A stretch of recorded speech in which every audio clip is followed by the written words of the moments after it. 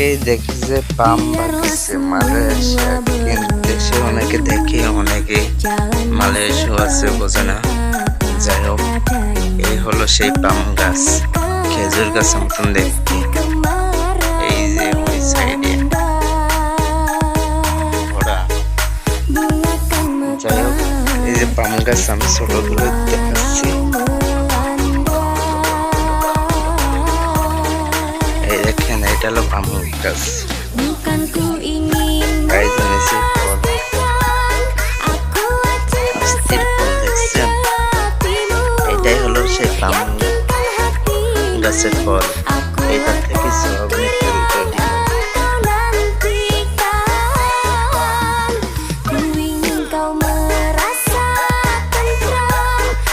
আরেক সাইড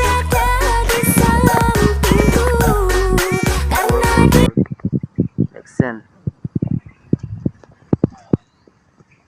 ওকে, এই যে খেজুরের মতন ফল দেখতে।